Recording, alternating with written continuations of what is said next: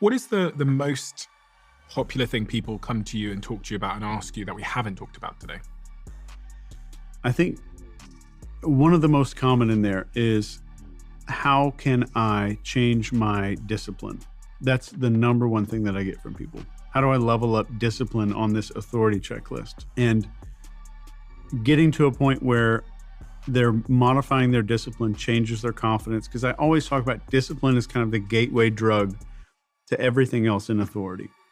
And it's the gateway to composure, for sure. But getting your discipline modified is one of the fastest ways to make everything else change. And how do I fix my discipline if I'm an ill-disciplined person?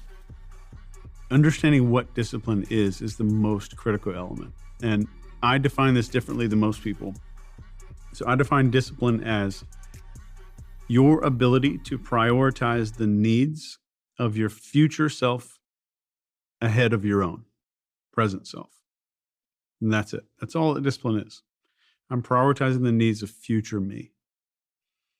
You're trying to think of an I was thinking exception. I was thinking of two scenarios. The scenario one is I go home tonight, right? Because I go to sleep, I get to bed early. And there's this other thing I'm thinking about doing after this, which is going to the gym.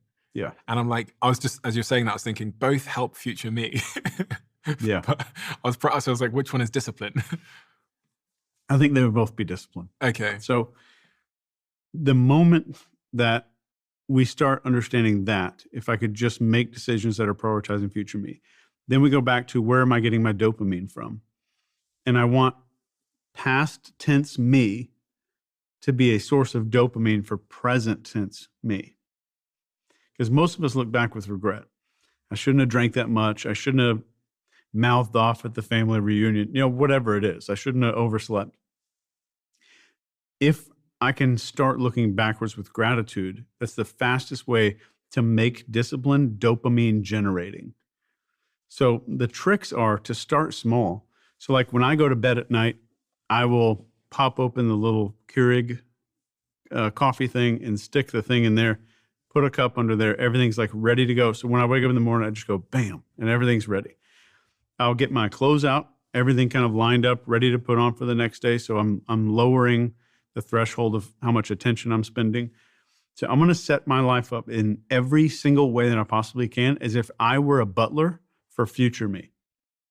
So when I wake up in the morning, all this stuff's set out, my laundry's laid out, my checklist for what I need to do for the day, all the stuff I'm got to get on a plane is all laid out by the back door. I can grab it and jump in the car.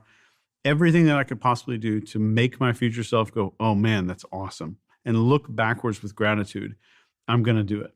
I'll take $100 bill or maybe a few $100 bills every spring or summer, and I'll stick them in a jacket pocket that I'm not going to use until the winter, and I'll forget about it.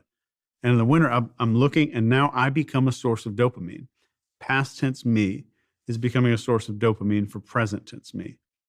That forces me to look in the future, along with like printing that old me photo and putting it all over the house. But everything that I can possibly do to make myself look backwards with gratitude is what I'm going to start doing.